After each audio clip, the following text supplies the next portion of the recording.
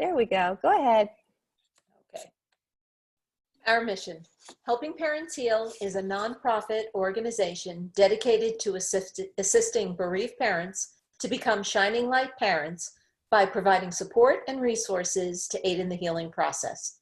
We go a step beyond other groups by allowing the open discussion of spiritual experiences and evidence for the afterlife in a non-dogmatic way. Affiliate groups welcome everyone, regardless of religious or non-religious background, and allow for open dialogue. Attendance today is voluntary, and we are here for the benefit of learning from and sharing with other parents whose child has passed away. It is understood that our discussions are intended to be confidential and are not designed to replace traditional therapy or spiritual counseling. Helping Parents Heal offers a wide variety of speakers to allow parents to be informed about many possible ways to heal, to connect with their children, and to learn about the afterlife. The views expressed by our guests do not necessarily reflect those of Helping Parents Heal. We ask that you take from their presentations whatever may benefit you personally. Welcome, everyone. Thank you, Irene. And David is happy to answer questions after he speaks this evening. So if you have questions, be sure to write them in the chat box. And we're really excited to have David here. I just want to quickly say that he is both a caring listener and an affiliate leader. And you might have been able to attend his online group meetings with his wife, Alison. They do Helping Parents Heal meditation, which is wonderful. And they do it once a month. But let's go ahead. I'll go ahead and introduce him. It's a very short bio. Alison and David. Alison are the parents of 3 amazing adult children, Jocelyn, Davy, and Julia.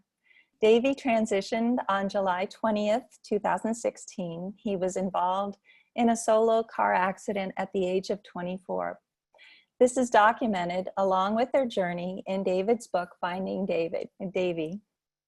We felt Davy right away and knew he was not gone. We found out about HPH, and it has helped us heal and connect with other parents. We enjoy talking about the signs we get from Davy and hearing about other parents' experiences. Being a shining light parent has helped us find meaning. Now, with the HPH meditation group, we would like to help others through positive energy and love with the help of our children on the other side.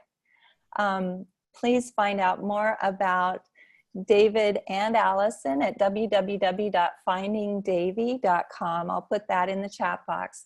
And without further ado, please welcome David Alison. Hi, everybody. Elizabeth, Irene, thank you both for hosting and for inviting me here tonight. I appreciate it.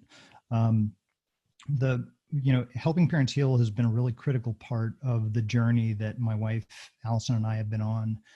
And we've found so many kindred spirits through this organization that we've had an opportunity to help, and they have helped us pretty dramatically. And what I wanted to do tonight was really just talk a little bit about the story. It is manifested in the book, Finding Davy. I really wrote it to help. My goal with writing that book was really to help other parents that are going through this process. It took me a couple of years to really record everything that is in that book. It started out actually as a journal. And it's one of the things that I would encourage any of you, if you're new to this journey, creating a journal is a really powerful way of measuring how you're doing. And, especially in the early stages of that grief, it can be so profound and it can be so challenging. I remember immediately after the police officers showed up and told me that my son had passed. And this was a sudden accident that I felt like my life just fell apart. And the grief that I experienced was tremendously profound, as I'm sure all of you can appreciate. What I learned in that process was that I needed something to hold on to. I needed something that told me, because I had this beautiful, wonderful life. Everything was great. And then all of a sudden it changed. And I wanted to know that this dark place that I was in was not the rest of my life, because it was not acceptable to me for that to be the rest of my experience. And one of the things that after the first few days of that pretty extraordinary pain, I started to have some spiritual experiences. And I talk about those in the book. At one point, it was about 3 nights in, I had not slept since the day that my son had passed. My wife and I and my daughters were just in that dark place. And as I laid in bed, I suddenly saw what looked like a really bright light that had no source on the ceiling above me. And it was almost like one of those super bright LED lights, but it did not cast any shadows. It was just this brilliant white light. And I heard a voice very clearly, very, very distinctly say, "It's okay, you can sleep now." And I just went into this beautiful slumber and was able to actually feel a bit refreshed the next day, which was his memorial service. And that felt like a little bit of an outlier. I couldn't explain it initially. I thought maybe it's exhaustion. I'm by way of additional background, I'm an engineer, a software engineer. I think I am very much driven by the scientific method. I try to understand why things work the way that they do. And many of the spiritual experiences that I had in the very beginning, I was in an abstract way writing off it, as some kind of mental challenge. It was sleep deprivation. It was not being hydrated. I mean, you name it. I was coming up with all these rationalizations to try and explain some of the phenomena and the things that were happening to me. One of the most profound things was that I could not shake the feeling that Davy was around me. He was there, that he was a part of my life still. And the rational part of me said, I am actually doing that as a defense mechanism. That's just my way of trying to rationalize this, but it did not feel that way. And as I started down this journey, I started to explore what this all meant. Because if I could feel Davy's presence, it meant that consciousness had to be able to survive physical death.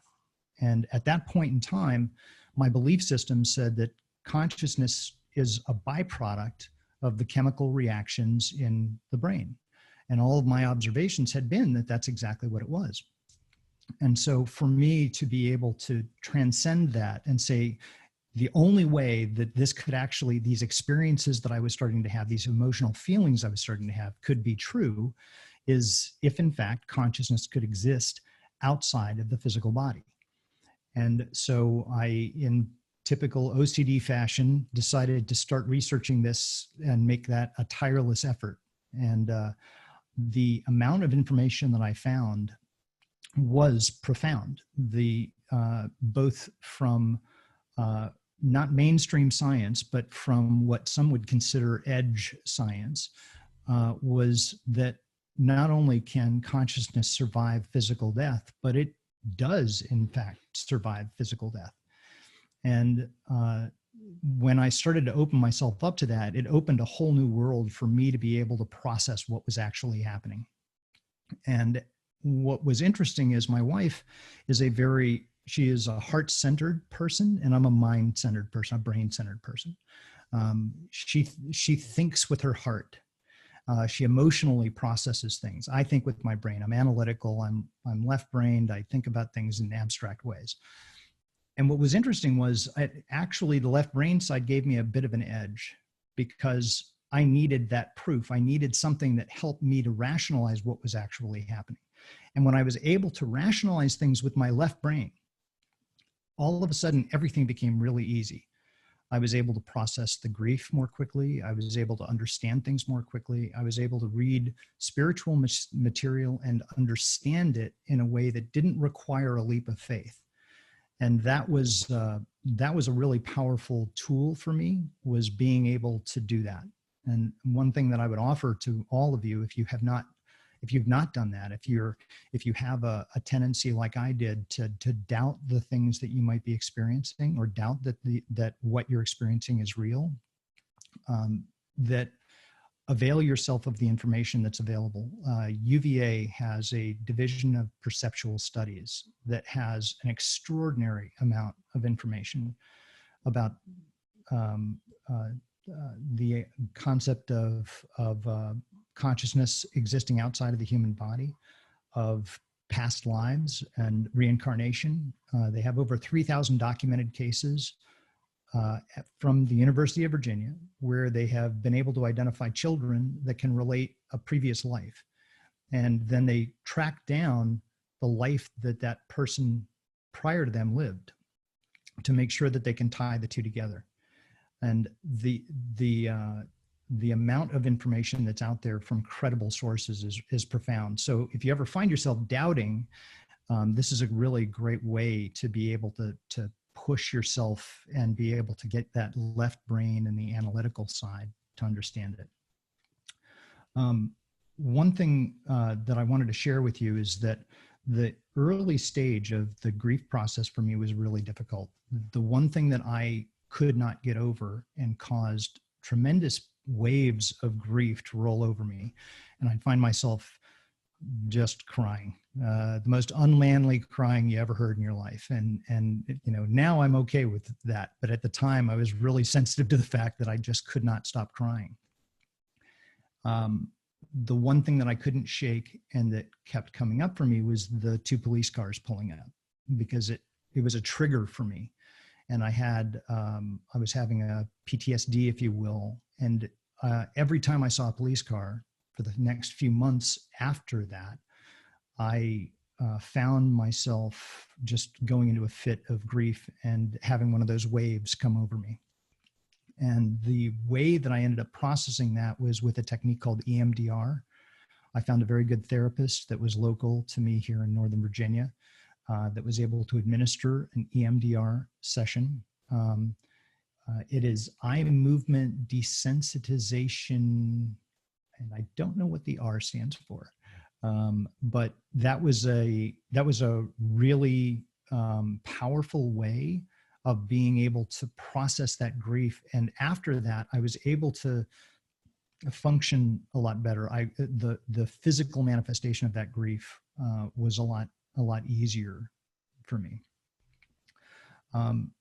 Another thing that I found that was a very important tool was once I knew that my son had not actually died. His physical body had ceased to exist, but that he was still very much alive and communicating. I felt that there was a gap. I needed to bridge this gap between us. And what I kept doing was looking at myself as this physical body, this physical person, and I was seeing myself as my son, as a spirit. And so there's a gap, there's a difference. We're not the same. He's there, I'm here. And I wanted to bridge that. And what he told me in meditation, and he's told me multiple times since then, is, Dad, you're not a physical body. You're temporarily in a physical body, but you're a soul just like me. And he said that to me multiple times. And the idea was to help me be able to realize that a lot of the challenges I had in connecting with my son was because I was creating the barrier myself. It wasn't because he wasn't trying to communicate with me. He was very much trying to communicate with me. And it wasn't because I didn't want to. It was because I had a perception of myself that limited my ability to accept the way he was trying to communicate to me.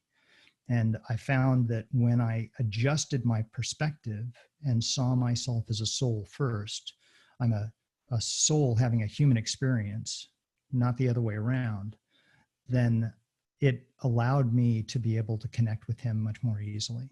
So it's something that I would encourage, if that can help you. It is something that I highly recommend that you take the time to maybe review how you look at yourself. Another thing that I found, and I apologize, I'm kind of reading through some notes here, so if you see me looking over, it's for that. One of the things that I found was really important was being able to open myself up to new beliefs. Having been raised Catholic, I had a very specific view of what the afterlife was and how spirituality, if you will, worked. And it was very limited. I grew up in Catholic schools full time, but then I drifted away from the church as I became a young adult and into my own adulthood. And even as I raised my children, I had pretty much drifted from the church. And so when I started to explore spirituality and trying to understand how it was possible and what was the reality, the greater reality, my old belief systems were holding me back because I was constantly viewing it once again through that lens, the lens of my previous experiences and how I viewed everything. And allowing myself to challenge my belief system and recognizing that a lot of the beliefs that I held up until that point in time were actually beliefs that somebody else had handed to me. I had been handed a belief system and said, this is what you believe. And as a small child, I grew up saying, okay, I guess that's what I believe. And recognizing even at the ripe old age of my mid 50s that I could actually change my belief system that was a profound shift. And so allowing that in, allowing yourself to try out the belief system that works for you, because ultimately this is probably the single most intimate thing that you can possibly do. And that is recognize that any belief that you have is yours and yours alone. Nobody can make you believe anything. You allow yourself to believe something. That's the way I view it. Another thing that I found that was really helpful for me was learning to love my son as he is now.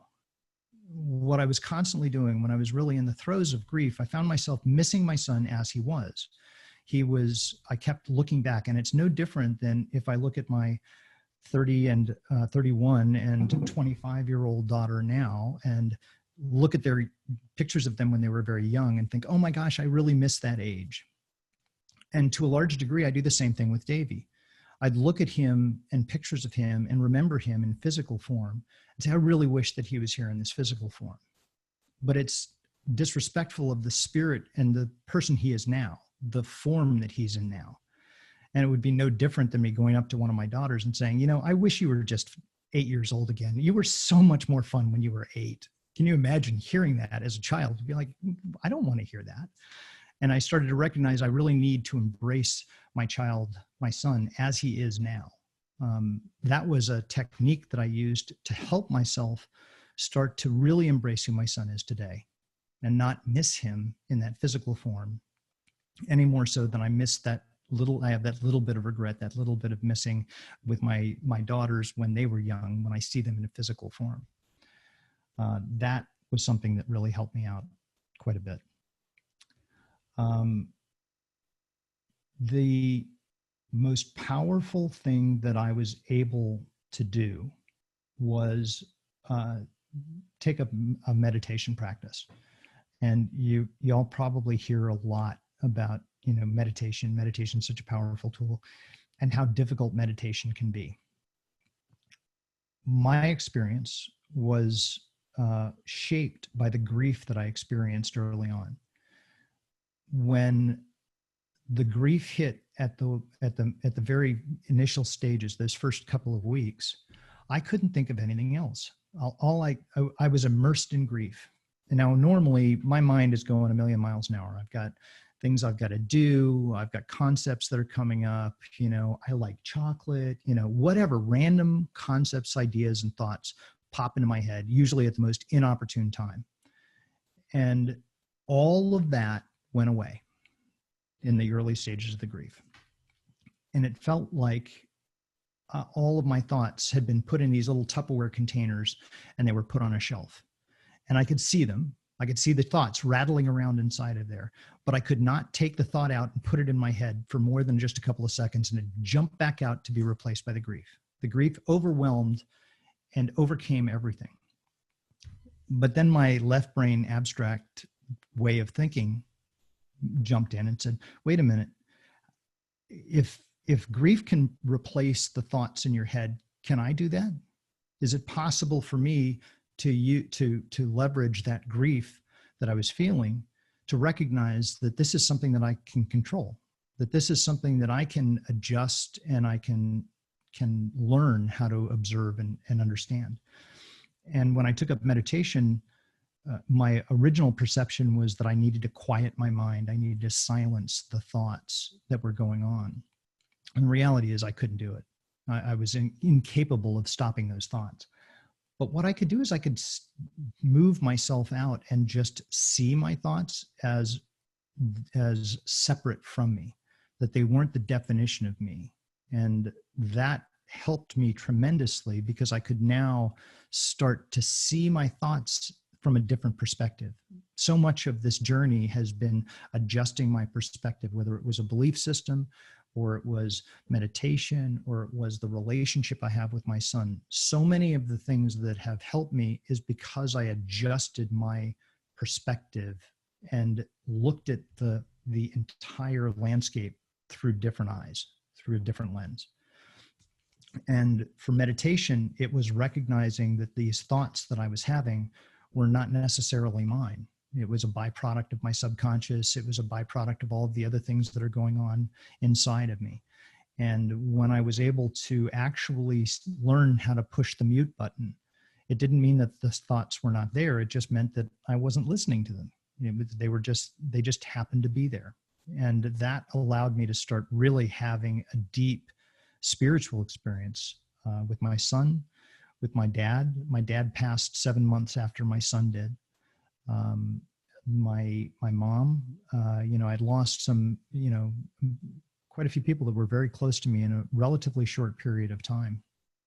And so being able to connect with them was a very powerful vehicle for me to learn to start being happy, to learn how to enjoy life and just not feel like I don't need to be defined by this grief, that I can actually be the thing that our group espouses and hopes that everyone can become. And that is that shining light parent, that person that is able to kind of transcend this grief and transcend these challenges and be able to become comfortable with who you are. And that was really what this journey has been for me. At the end of the book, I actually write that this was not about finding Davy as much as it was about finding David. It was about finding me.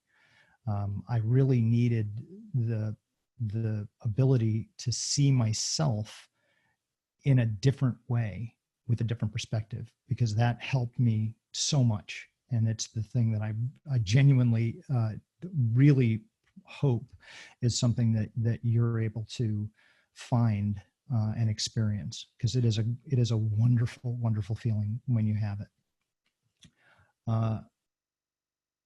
One other thing that I did want to talk about was mediums and mediumship.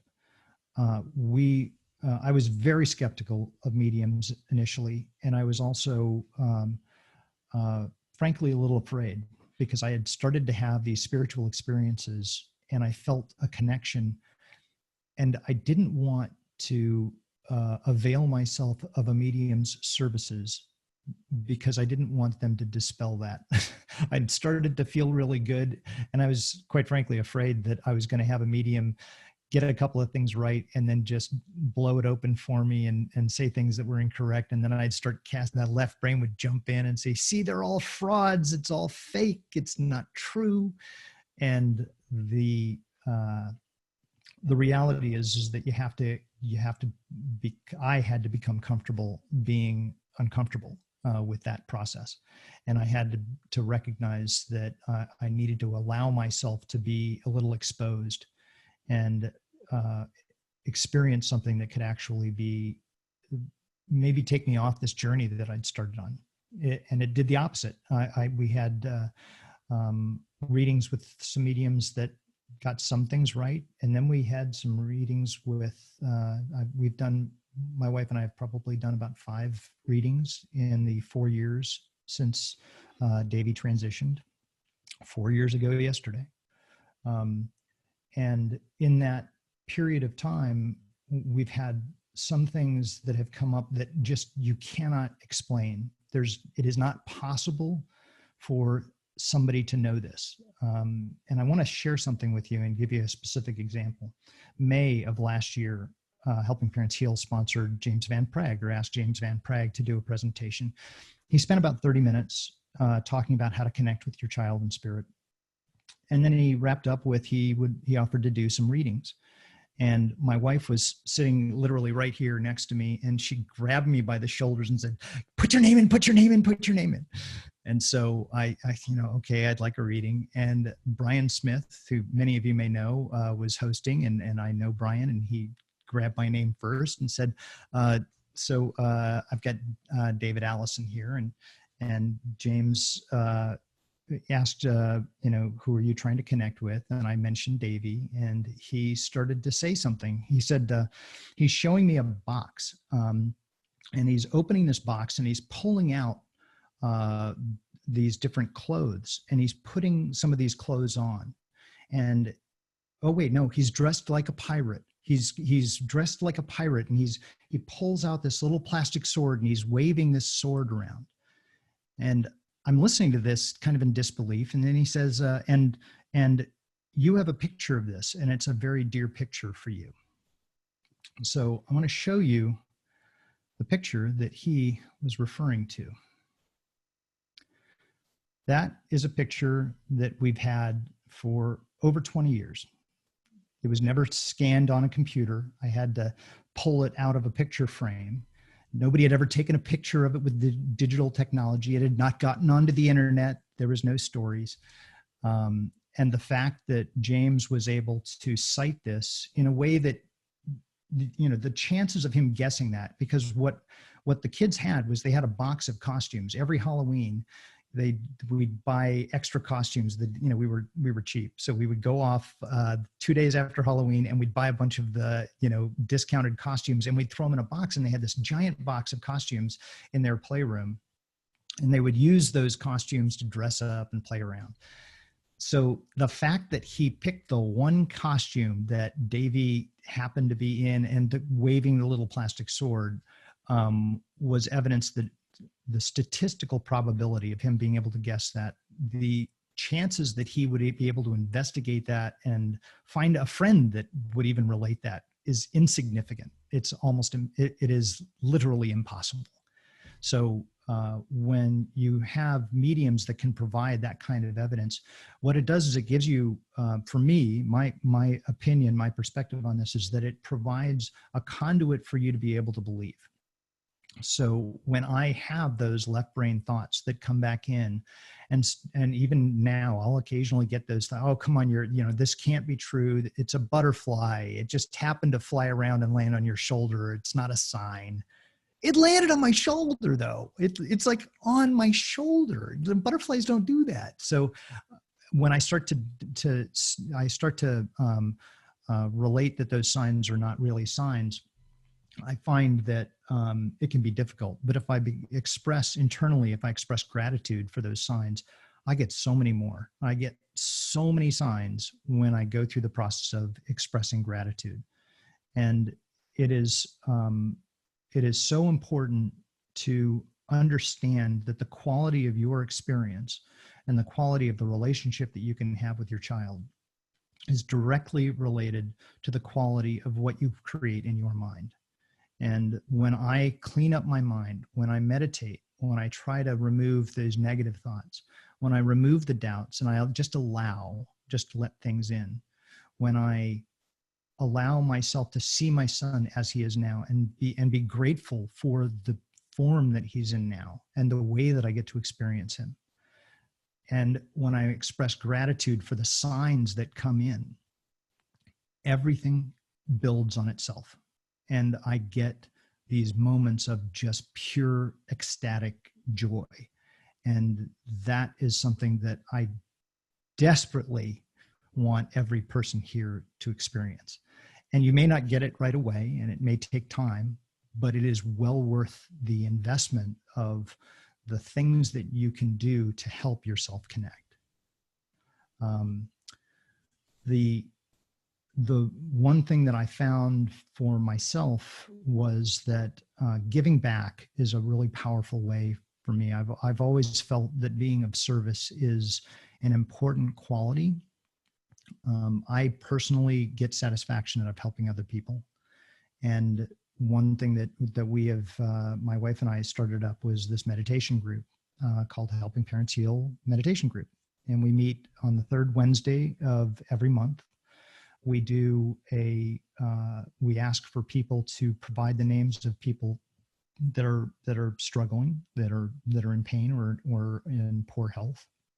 We record those names, we put it up on this little heart, and we read those names off. And the goal is to create a new way of having a relationship with your child in spirit. We talk about being able to connect with your child in spirit. And after a while, you say, okay, to what end? What am I going to do with my child in spirit? I can relate things to them, but they know, they see everything. They're around you all the time. There's no surprises there. So is there something productive you can do with your child? And the idea of being able to form a relationship with your child, to express healing, provide healing energy to others, felt like a worthwhile thing, so that a parent can feel like they can do something that makes the relationship go beyond just feeling like you're connected with them.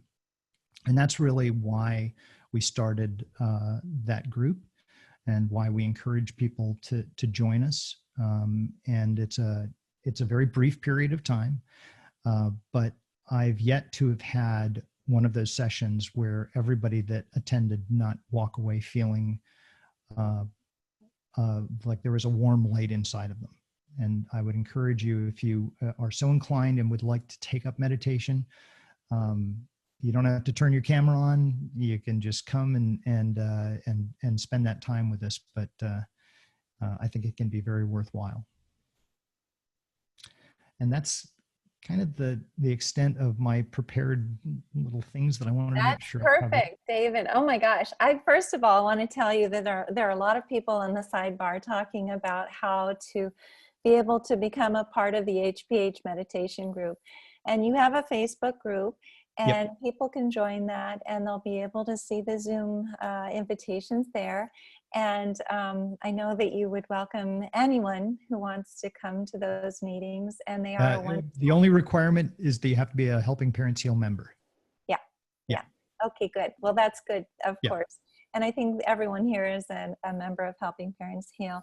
But also, I just want to say that, first of all, I love the way you speak. I love the different things that you were searching for when Davy passed.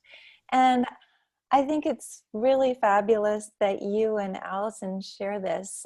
Does she get as many signs from Davy as you do? Do you guys pretty much talk all day long about the different things that are happening with Davy, or is it more subtle?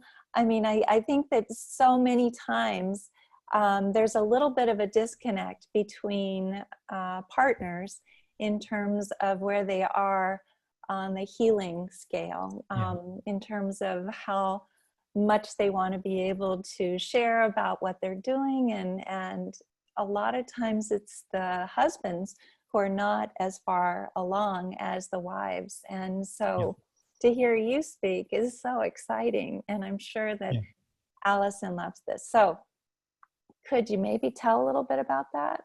Sure. With Alison and I, it is, we've been, we've talked about this a lot. And, the concept, I'm sure many of you are familiar with the concept of soul groups and soul families and soul mates.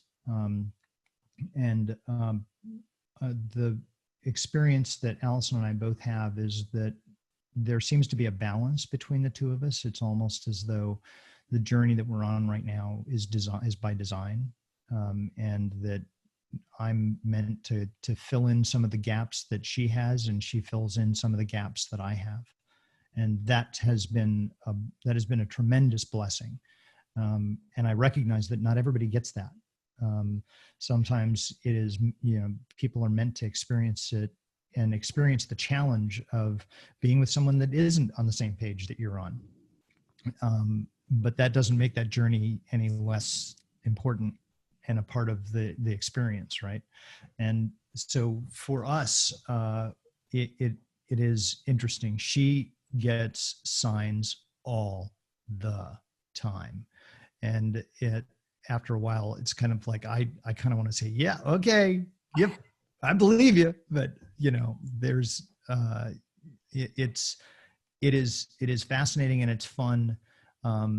What gets me are some of the signs that we've experienced that are just not, they're just,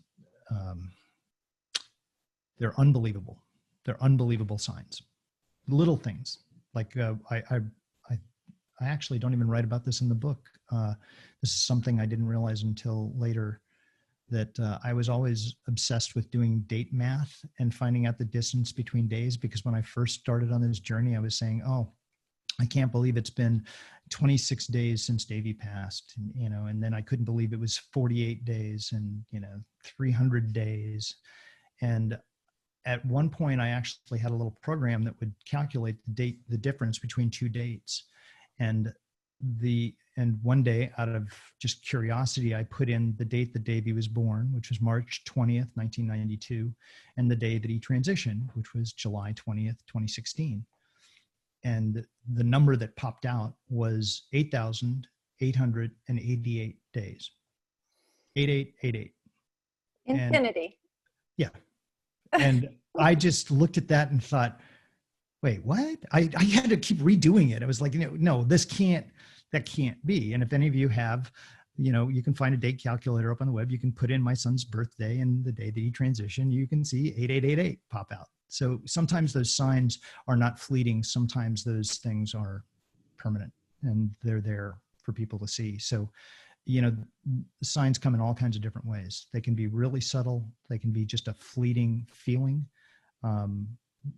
But it's really about what you make of it. It's what you believe it to be. And when you express gratitude about it, it's fun. That's beautiful. So Heidi is asking what type of meditation you do. I'm not sure if there's a specific type that you do, but maybe you could elaborate a little bit about Sure. the meditation. I've actually tried a variety of different styles of meditation, from guided meditations that really focus on somebody speaking to you. Suzanne Giesman, many of you know her. She has a series of meditations, some that are just music, some that have words and are actually designed to help you connect with spirit. I use an app called Insight Timer. I've been using it for years now. It's available. It's a free app that has a number of different guided meditations. And sometimes I just set a timer. I don't use headphones. I don't use anything. And I just quiet my mind and I'll sit outside and I'll use the natural, sounds of birds and the wind, and in this case, a thunderstorm, to kind of use that as a vehicle to kind of get into that state. But the state is really one of pulling back and being present first. Practicing presence for me is an important step. Focusing on the breath, putting all of my energy into feeling myself inside of this body, and then being able to separate myself from that is a powerful way of doing it. So I've had a variety of different meditation experiences that help. But I also set aside time every single day. It's the first thing I do in the morning when I wake up. Immediately I get out of bed and I go and I meditate. And I will meditate for usually 15 minutes. Unless I've got a really busy day, then I'll do 20 minutes because, if I'm harried and running kind of crazy, it's that much more important for me to set aside that time. It's a gift. I hope that answers the question. I believe so. Maybe Heidi can tell me in the chat box if not. But I'm seeing some different things. Alicia is saying I attend and add my son's name to the list of those in need, and the meeting is great. And Michelle is asking an interesting question. When you say accept Davy as he is now, how do you picture him in your mind? That's a great question. Yeah. He constantly changes to me. Sometimes he appears to me, in the state that he was in right before he passed. Sometimes he comes to me as when he's very young. Sometimes as a young teen. He and I were close throughout his entire life. I coached him in every sport he ever played in. I have so many amazing memories of him. So it is not. He appears to me in different ways, and sometimes he literally approaches me and comes to me as a feeling. It is, if you picture hugging your child without the physical hug, that's how he appears to me. So appearance is interesting because the visualization process is something that we do to kind of create an image in our mind that reflects the thing that we're trying to, objectify. And many times Davy comes to me as a feeling of, it's my son, it's my boy, he's there. It's just, it's very hard to describe in a physical way. It's like we want to put physical terminology around it, and we want to label it and say, but I want to see it just the way you did. Why can't I see what you're seeing? I remember when I was new to this journey and I'd read about somebody that, that saw, had an apparition and they appeared to them and they were right there at the foot of their bed. And I thought, oh my God, I want that. I want that just like that. And that's not what you get. You get what is right for you. You get what you're meant to believe and understand, and you get what you need. So. Well, Michelle says, thank you, that helped. And it helped me too. I think that's a beautiful explanation.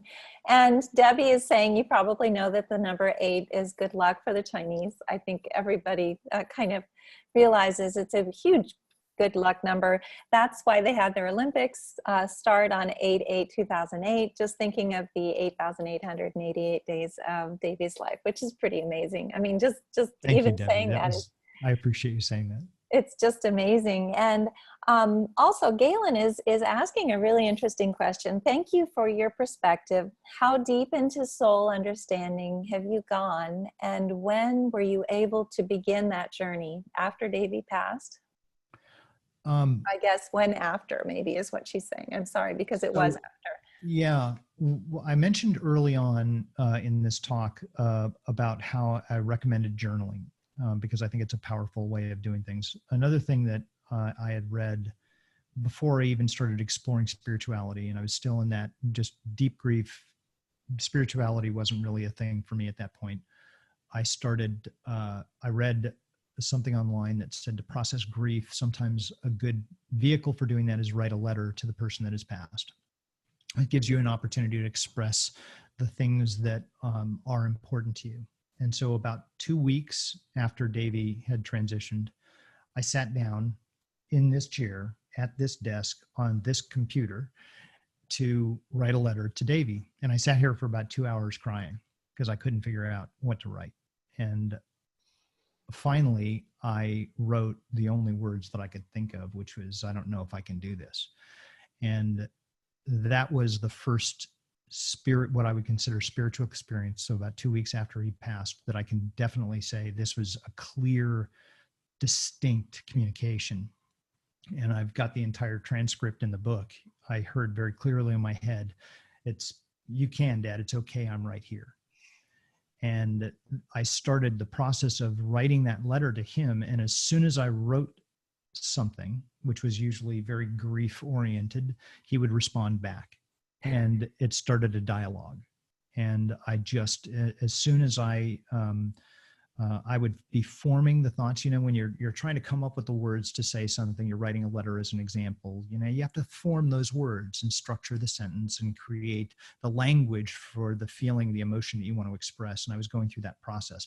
And then as soon as I'd write what I meant to say, Davy would plant a thought in my head, a fully formed thought that I didn't hear. It wasn't like I heard a voice dictating what I was writing.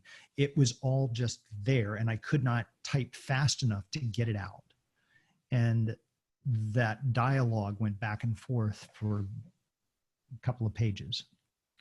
And it was, he told me some very profound things that I would later find when I started exploring spirituality were concepts that I'd never read about, had never consciously consumed. And now all of a sudden I'm seeing people in texts and books on mediumship and people that had communicated and had experiences saying the exact same thing that I was recording. So to answer your question, I hope that that's clear. It was about 2 weeks after. And yes, that was automatic writing. In that sense.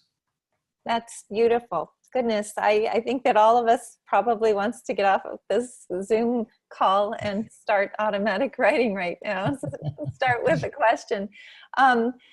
It's interesting, Pilar is saying, I love the idea of respecting where my son is now. I think that's a beautiful thing to say. I think that the way that you express that is very beautiful.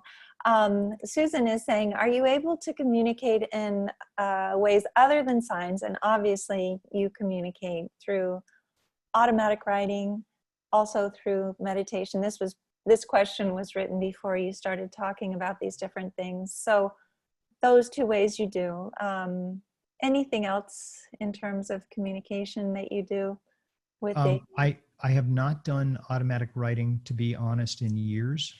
It's been a couple of years since I've done any automatic writing. The bulk of the way that I communicate with him is through meditation, and it happens all the time.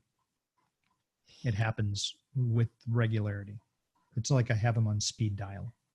So in that sense, it is very comforting. One thing that I do not have the acuity that I started to develop a little bit, but I did not invest the time to, I actually attended a couple of Suzanne Gieseman's mediumship classes to try and tune that. Because if you think about it, the way that you use your mind to communicate is a little bit like tuning a receiver, okay, and being able to pull in that channel. And the more that you can learn how to adjust the frequency, the more clarity you get. And I, to this day, sometimes struggle because my dad has a tendency to jump in, because he did that in life. That's just the way he was. He'll jump in when I'm communicating with Davy, or when I'm talking to Davy, and all of a sudden I'll get this bizarre thought in my head. I'm like, Davy? Oh, it's Dad. It's like, oh, he's thrown himself in there. And I don't see it until after I kind of I process what I just had thrown into my head. And it's like, that was my dad. And I see him just with this big grin on his face, like, yeah, okay, I got it in there. You're always talking to Davy, but I'm here too. And so it's that's amazing. So that leads into a question that that Johnny has asked. You can channel Davy, but can you channel other spirits? Obviously your dad. Do you ever, in terms of kids, other kids besides Davy? I don't through automatic writing. I've had meditations. As a caring listener, I've helped at this point many dozens, probably not into the hundreds yet, but pretty close, of parents processing this. I talk to a lot of dads, and very often I will get an image, an impression, a communication. Ironically, it's usually after. It is not very often before. So it's not like I have this psychic moment and all of a sudden I realize that some parent is going to call me and I'm going to have, already communicated with their child. And hey, by the way, I've got this message for you. It is really very often it is feelings that come in that I know are not my family, but they are connected to me and usually connected to the person that I've been sharing a moment with. That's beautiful. And thank you so much for all of those parents. That's just amazing. And you and Allison are both caring listeners, or is it just you? No, just me. Just you, but you're Yeah. both affiliate leaders for the meditation. Yep. That's just amazing. And it is wonderful that you're able to be there for dads, because I think it's always nice to be able to speak to a man when you are a man. I have a question from Rose, and she's asking about EMDR, and she thinks that she would benefit from it, but she has had trauma because of hospitals, doctors, etc. And so she has PTSD. She's going to a therapist, and so, or is not something that she can do. So she's asking, long story short is what she's saying. Do you think that she could get by without the EMDR? Let's see, my son and I were always deeply spiritually connected since he was born. But what she wants to be able to do is to receive the messages from him. Could you go into EMDR just a little bit more and talk about its benefits? Yeah, I'm not, all the usual qualifications. I'm not a therapist. I don't do this for a living. I can only tell you the experience that I had. Yeah. And what EMDR does is it replicates the experience you have when you are sleeping and you go through rapid eye movement. You're familiar, hopefully, with REM sleep, rapid eye movement sleep. It's that brief period of time when you're sleeping that you're actually in that deep sleep. And it's the time that your brain uses to actually process and deal with a lot of the thoughts that might be in your head, things that are taking up residence inside of you. And what EMDR does is it uses that technique by giving you rapid eye movement while you are experiencing something that is difficult. What the therapist did for me was said, okay, I want you to go to the source of your pain.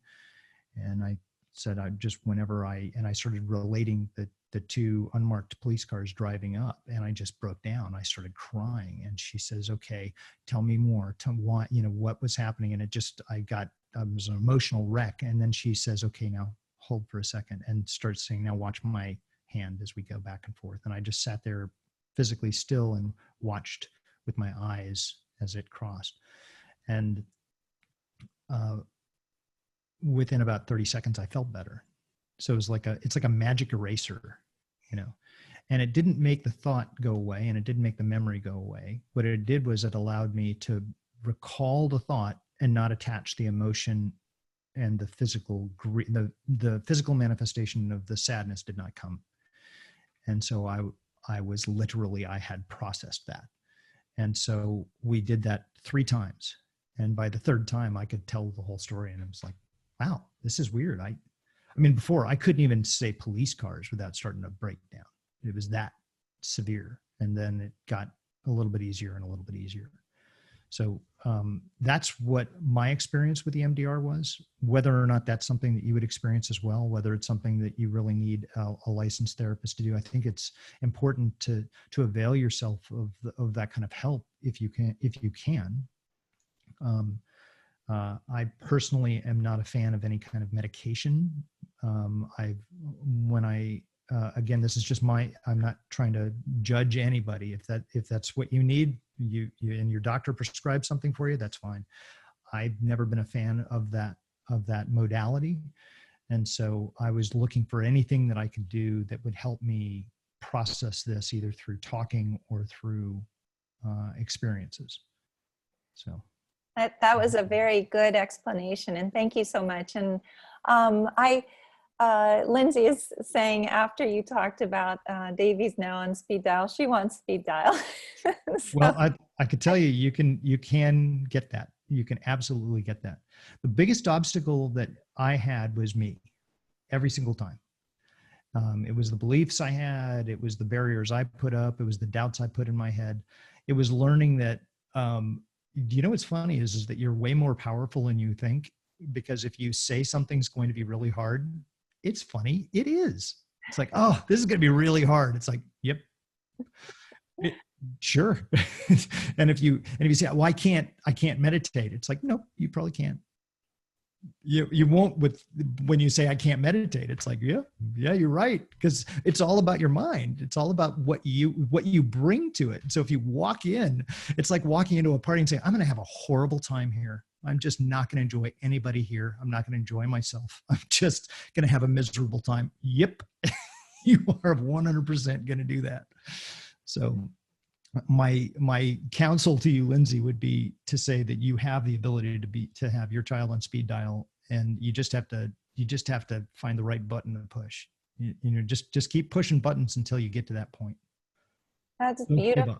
And so you also talk about our kids being on a different frequency, and Mm-hmm. about studying with Suzanne Giesman and trying to figure out how to find that frequency. So is that something that you've been able to do through meditation? Yes. Being able to put yourself in the right state of mind is so important. And sometimes, Alison and I drove up to Pennsylvania. We went to this little hotel, and Suzanne had the little conference room, and there was like 40 people, and you end up meeting really cool people. And then, you put yourself out there and you go through this kind of odd thing, but it is the level of commitment that requires you to drive that far. It's the level of commitment that says, hey, I'm willing to do this. It's the investment that you make is a big part of the process. I've found that the more time that I invest in, the more challenges I have in having to go through the experience makes me want that experience to work. I didn't want to drive 3 hours to just sit there and go, why did I do this? I wanted it to work. So, and Suzanne is she is amazing. She's just a wonderful human being. She had done a reading for us. I had communicated with her once, and I sent her an email saying, Suzanne, I wrote this book and I'd love for you to tell me what you think. And she gave me some really good feedback on it. And of course, I immediately replied back and said, would you mind writing the foreword to the book? Next day, I get a forward to the book. I'm like, wow, she's amazing. She is a blessing. So when she is teaching a class, and if she's near you and you have an opportunity to go to that, post this whole thing that we're all going through right now with COVID, I highly encourage you to take advantage of it if you get a chance. You won't be disappointed. She is amazing. Thank you. And maybe Irene can type her website in the sidebar just so that you can see the things that are going on with Suzanne.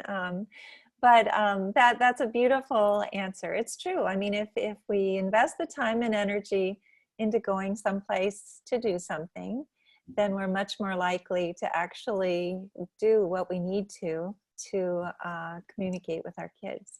But basically what you're saying is every single one of us is capable of doing that. Is that right? Yes. Absolutely. I believe that as much as I believe that my son is with me. It's a beautiful thought. And I know it's true myself. I know for 100% sure. I feel like these kids are with us every single time that we meet. Every single one of the kids is here with us. They make me so happy all day long. I can't stop being happy because they're so happy.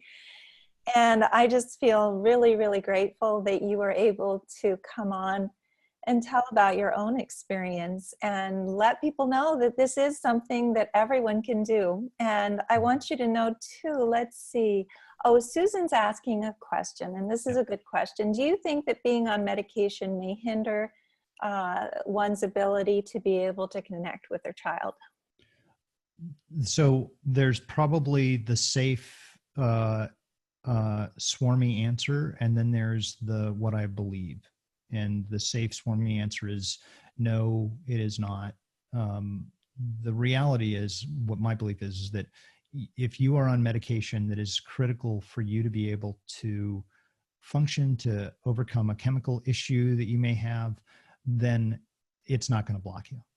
If it is something that is an elective thing that you're taking in order to solve something, then it's probably something that is hindering you. That's just my, not politically correct way of answering that. Because, there are, I've always frowned on medication in general. I'm just not a big fan of the way pharmaceuticals are misused. But that said, there are also some people that absolutely need a certain class of medication for a specific thing. And their doctors are well-intentioned, and it's something that they absolutely need in order to be able to overcome something or to address a shortcoming that their body has in producing something. Well, And I think my belief is that if you have that situation, it is not going to hinder your ability to connect. that's a great answer. And I completely agree with you. I have a question here asking about whether focusing on videos of our kids might be not respecting where they are right now. I'm pretty sure you're going to say no. But I'd like to just have you answer that question if you can. So what, can you rephrase that question? I'm not sure I understand. A mom is asking if focusing on videos of her son might be not respecting where he is right now. No, that's not it. Nothing is, you're never not respecting your child. There is nothing you can do that will make you disrespect your child. Any more so than any of us look back on pictures of our children when they were young or something that happened in the past. That's the human condition. That's just what we do. We have a tendency to want to look back. Where you are missing an opportunity is if you feel that that's the only way that you can view your child. So in other words, you say, I can only view my child in the past because that's the only version of my child that I can understand and accept. And what I would offer to you is if that's the perspective that you have, then you are going to miss out on the ability to have a relationship with the version of your child that you have available to you now. That's beautifully said. That's very beautiful. And then Valentina is asking a very good question. Maybe this will be the last one because we're running out of time, but this is a really beautiful question. How long did it take for you to start feeling that you can handle your grief and realize that you can actually be happy again? There were moments within a couple of months where I started to think, wow, I can do this. I can get past this. I can build a new life that might be grief-free. And that was encouraging. But the waves of grief still hit for at least the first year. It was a full year of experiencing that grief at different times. Clearly in the very beginning, that was all I had. I trafficked in grief. I was like a grief dealer. And it manifested in every way I dealt with everybody else. I carried it around like a badge and everything. It defined me. And then within a couple of months, it started to settle. It'd be triggered by random things. And then I learned different things about myself, like overindulging in alcohol was really not a good idea. So, there's a lot of little things that I learned about myself and how I process the grief, but each person's different. Everybody's going to have a different way of dealing with this. Well, that's beautifully put. And I think that it's important for all of us to realize from listening to you speak, first of all, that you didn't believe in any of this when you started this journey, obviously, and that you're now communicating with baby. And that you and Alison have this group that everyone is welcome to join if you're a part of We'd Helping. love to have you. We would love to have you guys join us. Yeah. And if anyone would like to get in touch with David, he's also a caring listener, and all of our caring listeners are listed on our website, www.helpingparentsheal.com. And we have a drop-down menu for the groups, and then the caring listeners are on the bottom of those groups. And I certainly do appreciate this. Thank you so much. And thank Alison for us as well. And thank you, Davey. Yes, and thanks to all of your children for getting them to encourage you to come tonight. Well, and they obviously did, which is wonderful. Yeah. So let's have everybody unmute and say goodbye and thank you to David. And thanks for being here. Come back tomorrow.